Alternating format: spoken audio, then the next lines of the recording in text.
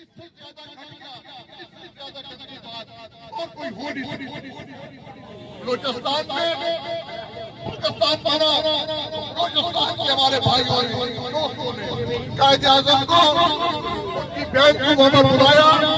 उन्हें सोने में तोला, पूरा सोना उनके हवाले किया कि इससे आप मुल्क को चलाएं। आज ये मुल्क चलाने वाले बलूचिस्तान के लोगों को, हमारे बेटों को, हमारे भाइयों को गायब कर रहे हैं,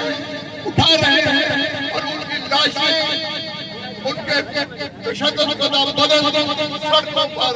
जंगलों में, बाजारों में फेंके जा रहे हैं। ऐसी रियासत अगर ये समझती है कि इस तरह का जुल्म करके, इस तरह की ज़्यादती करके लोगों को दबाया जा सकता है, लोगों को इस तरह कर अपने आप को कायम रखा जा सकता है, उसकी गलत फहमी है, गलत फहमी। मैं ये कहता हूँ, अभी थोड़ी देर पहले मैं बात कर रहा था, याद रखें गद्दार कौन होता है? गद्दार वो होता है जो कायम की खिलाफवर्जी, गद्दार वो होता है जो कानून की खिलाफवर्जी, गद्दार वो होता है जो अदलिया की अलमदारी को तस्लीम नहीं करता। ये सारी बातें हमारे अवाम, हमारे लोग मानते हैं। हम तो कहते हैं कि अगर हमारे लोगों ने, हमारे किसी भाई ने, हमारे किसी बेटे ने कोई जुर्म किया, कोई गुनाह किया, तो उसको खुदारा अदालतों में पेश करें 24 घंटे के अंदर, अदालत इस बात को फैसला करेगी आया कुछ जुर्म किया है नहीं किया। किसी फर्द, किसी अदालत को कितना बड़ा क्यों ना हो, जो अपने आप को कहते हैं कि हम इस मुल्क के मुहाफ़िज़ हैं, हम इस मुल्क के बचाने वाले हैं, और तुम इस मुल्क के बचाने वाले नहीं हो, और तुम इस मुल्क के बचाने वाले नहीं हो, तुम इस मुल्क को तबाह बर्बाद करने वाले हो। इस धरती पे हमने रहना है, इस जमीन पर, इस धरती पर हमने रहना है, हमने यहीं पर पढ़ना है, हमारे बच्चों ने यहीं पर पढ़ना, यहीं पढ़ना, यहीं पर भूलना है। आप लोग कितने जनरल हैं मुझे बताया जाए जो अपनी नौकरियों के बाद, रिटायर होने के बाद अमेरिका में बैठे, सऊदी अरब में बैठे, इंग्लैंड में बैठे। भाई तुमने भागना, तुम्हारा तुम हमारे साथ जुल्म करके भाग जाते हो। भाई घटिया, भाई कमीने लोग, तुम अगर ये समझते हो सिंधियों अगर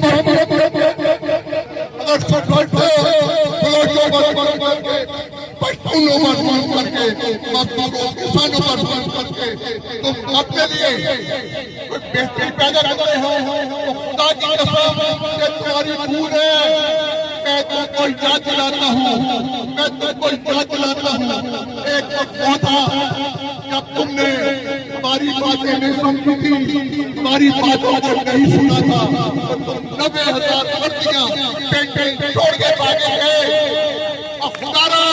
मेरी इस बात को समझो, मैं ये बात बड़े दुख से कह रहा हूँ, ये ना हो पास आए, तुमसे बात आए, तुमने लोगों को किसी तरह उठाया, वो गैर किया, उनको उनका कानूनी हक न दिया। तो खुदा की कसम मेरे बात को याद रखना, आपको 90,000 नहीं 6 लाख से ज्यादा करके छोड़ के भागना पड़ेगा। तुमको कहीं जाए नहीं मिलेगी, हर सड़क पे, हर गली पे लोग पत्थर लेकर खड़े होंगे, तुम्हारी बंदूकें हमारे हमारी मुस्कुराहटों, हमारे जज्बे से ज्यादा ताकतवर नहीं है।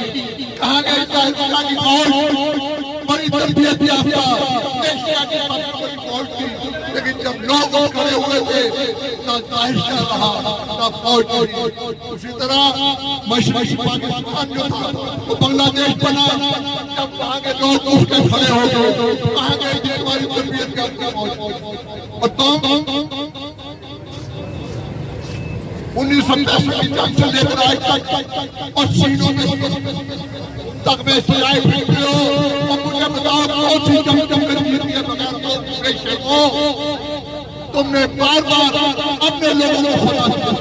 तुमने बार बार शब्द मारा, हमारी हमारी और तुमको तो ये शर्म नहीं आती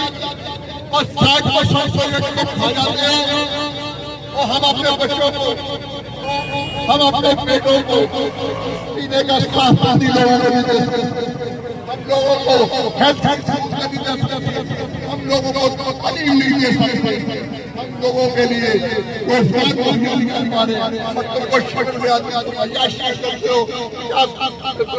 60% बजट में कभी तुमको शर्म आई कि भाई लोग भूख से मर रहे हैं, चलो जी 20% बजट जो है हमारा काम कर दो, लोगों पे खर्च करो, ऐसा नहीं करते क्योंकि तुमको इस जमीन से मोहब्बत नहीं है,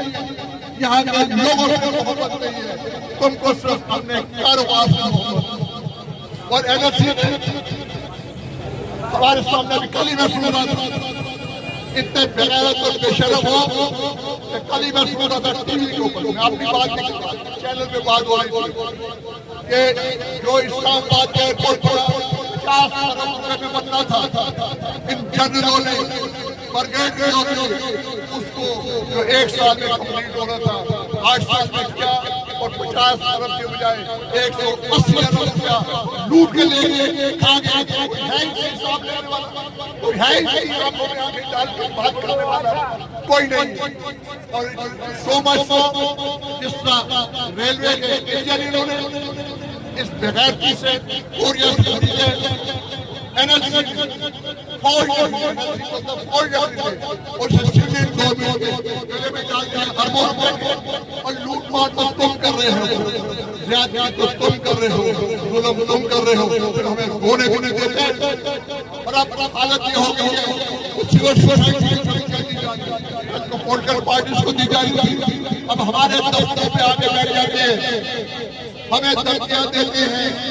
हमें कहते हैं कि इंसान बनो, और भाई हम कहते हैं हम इंसान हैं, इंसान तुम बनो, इंसान तुम बनो, इंसान तुम बनो, तुम्हारी क्यों से हम करने वाले नहीं। मैं शेर पे बात खत्म करूंगा। इन्होंने हमें बुलाया, राशिद साहब को बुलाया, इन्होंने कहा कि जी आए मिलकर काम करें, वो हम भी कोई आपको बड़े अच्छे ख्याल रखते। मैं उनको यहाँ से मैसेज देता हूँ, खून जमहूर में डूबे हुए परचम लेकर मुझसे अफराद की शाही में वफा मांगी है, और ये चाहा है कि मैं काफिला आदम को टोकने वाली निगाहों का मददगार बनूं, मगर मैं अज़मत इंसान के सुनहरे ख्वाबों मैं तुम्हारा हूँ, खुदा की कसम मैं तुम्हारा हूँ, उन लुटेरों का वफादार लुटेरों